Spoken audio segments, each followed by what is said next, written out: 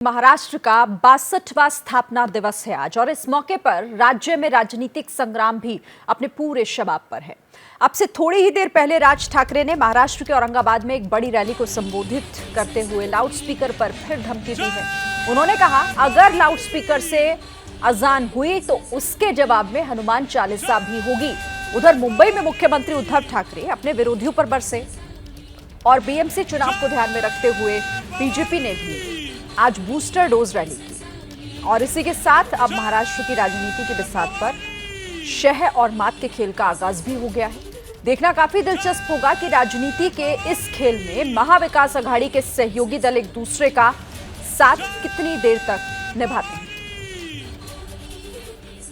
रस्त्यावरती येऊन तुम्ही नमाज पढ़ताय, कोणी अधिकार दिले तुम्हाला?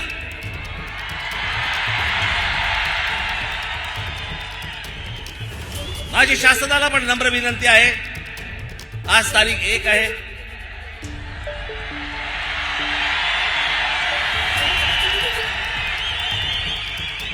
उद्या तारीख 2 आहे,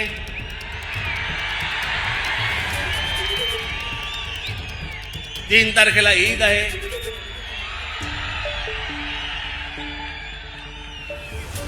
त्यांच्या सणामध्ये मला कुठच्याही प्रकारचं विष कालवायचं नाही। 4 तारखेपासून ऐकणार नाही।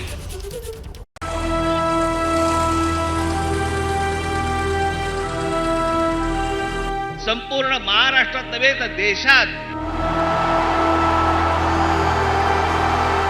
महाराष्ट्र के मैदान जंग में मोर्चा बंदी तेज होने के साथ ही नई राजनीतिक जंग का हो गया है ऐलान।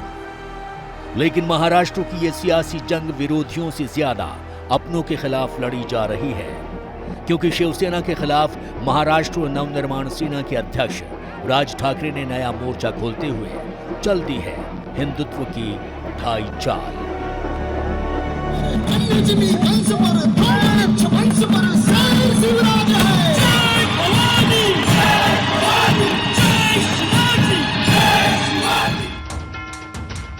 राजनीति की बिसात पर शह और मात के इस खेल में सबसे ज्यादा दांव पर शिवसेना की साख लगी है, क्योंकि शिवसेना के इतिहास में ये पहला मौका है जब हिंदुत्व के मुद्दे पर वो बैकफुट पर है। वहीं बाला साहब ठाकरे के भतीजे राज ठाकरे के लिए हिंदुत्व का मुद्दा एक मौका और एक नई आस बन चुका है।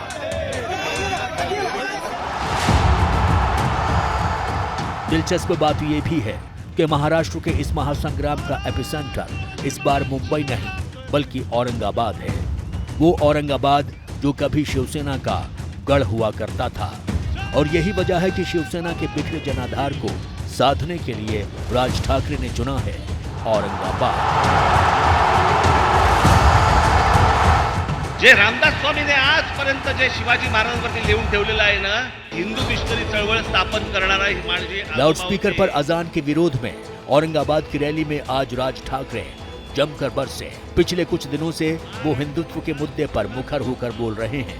राज ठाकरे ने पहले फिल्म द कश्मीर फाइल्स के जरिए कश्मीरी पंडितों के अत्याचार की बात उठाई और फिर मस्जिदों में लाउडस्पीकर पर अजान के मुद्दे गरमा दिया। राज ठाकरे का कहना है कि लाउडस्पीकर से अजान के चलते दूसरे धर्म के लोगों को परेशानी होती है। मस्जिदों में अजान के लिए लाउडस्पीकर का इस्तेमाल रोकने के लिए उन्होंने महाराष्ट्र सरकार और मुख्यमंत्री उद्धव ठाकरे को 3 मई तक का अल्टीमेटम भी दे रखा है, जिसके बाद उन्होंने पूरे महाराष्ट्र में आंदोलन का अल्टीमेटम दिया है। इस बीच एमएनएस के समर्थक अजान के वक्त हनुमान चालीसा का पाठ कर राजनीतिक माहौल को लगातार गरमाए हुए हैं। राज ठाकरे की इस मुहिम को जहां बीजेपी का समर्थन हासिल है, वहीं इस मुद्दे की तपिश अब मध्य प्रदेश, उत्तर प्रदेश, बिहार और दिल्ली तक जा पहुंची है। और इसके पीछे राज ठाकरे की राजनीति में आए यू टर्न को बड़ी वजह माना जा रहा है। राज ठाकरे अब खुद को हिंदू नेता के रूप में स्थापित करने में जुटे हैं और इसलिए उन्होंने अब हिंदुत्व की राह पकड़ी है। वहीं राज ठाकरे के इस नए अवतार पर शिवसेना भी जमकर उन पर निशाना साध रही है।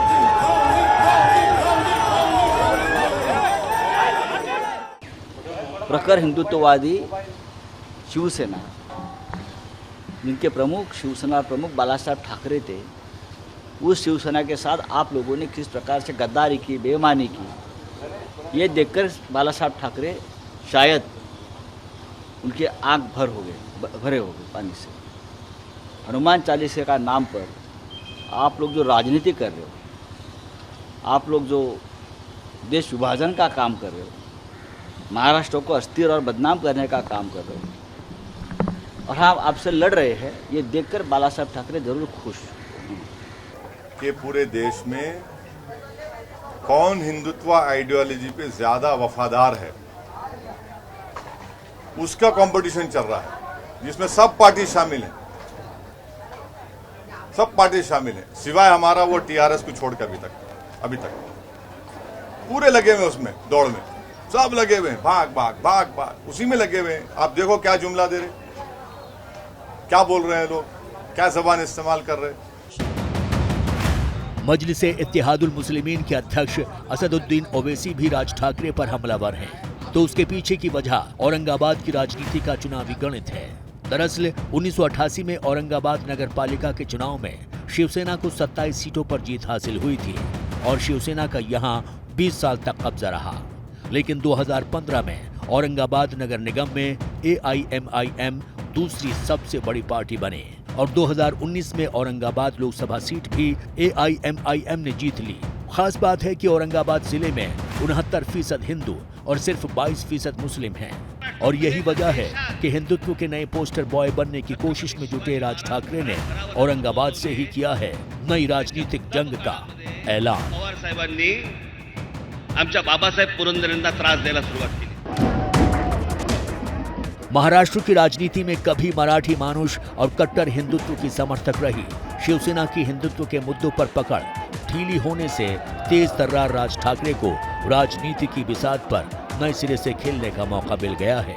ऐसा माना जा रहा है कि हिंदुत्व की राजनीति से MNS की गैर मराठी वोटरों के बीच भी स्वीकार्यता बढ़ेगी। मुंबई में 26% मराठी वोटर्स हैं, जबकि बाकी 64% में उत्तर भारतीय, गुजराती और अन्य राज्यों के लोग शामिल हैं। कांग्रेस और NCP के साथ शिवसेना के गठबंधन के चलते इन दिनों राज ठाकरे की MNS और बीजेपी के बीच गठबंधन की भी चर्चा है। इस बीच बीजेपी ऐसे कदम उठा रही है जिससे MNS को इतना मजबूत बनाया जा सके जिससे वो शिवसेना के वोट बैंक में सेंध लगा सके।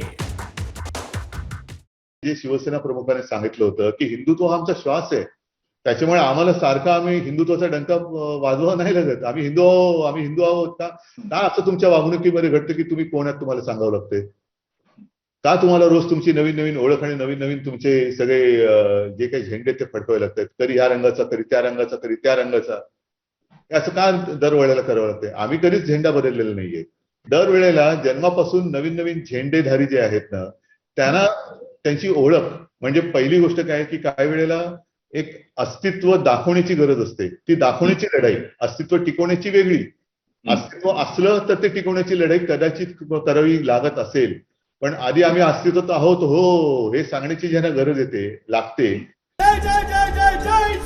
ऐसा माना जा रहा है कि बीजेपी राज ठाकरे को नए हिंदुत्व नेता के तौर पर उभारना चाहती है।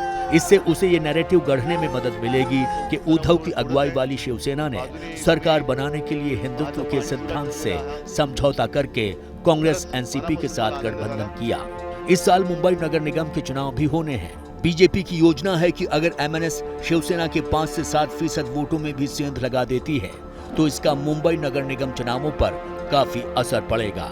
राज ठाकरे के कट्टर हिंदुत्व कार्ड से बीजेपी को एक फायदा ये भी है कि इससे शिवसेना पर अपने पुराने राजनीतिक मुद्दे की ओर लौटने का दबाव बनेगा और ऐसा होने पर सत्ताधारी दलों के बीच मतभेद बढ़ेंगे, जिसका राजनीतिक फायदा बीजेपी को हो सकता है। और यही वजह है कि शिवसेना राज ठाकरे को लगातार निशाने पर ले रही है। श्री आदित्यनाथ यांच्याविषयी आपल्या नेत्यांची वक्तव्य काय आहेत हे पण जरा समजून घ्या। कोण है आदित्यनाथ? वो गंजा आदमी, वो गंजा आदमी भगवे कपड़े पहनकर घूमता है पागल जैसा, ये कहने वाले अयोध्या जा रहे हैं। हाँ, अरे मुंह खोलने के लिए मजबूर मत करना हमें। आप योगी जी उनका कैसा स्वागत करता है मुझे देखना है।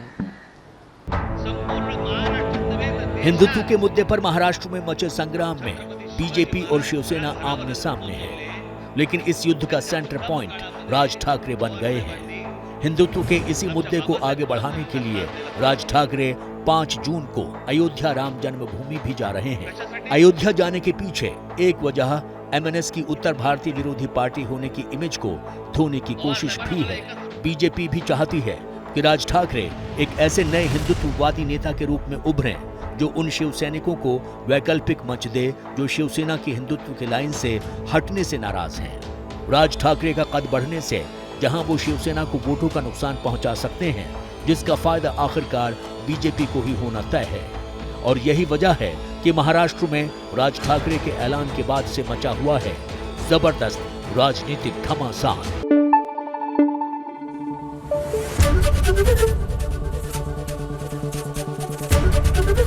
एबीपी न्यूज आपको रखे आगे।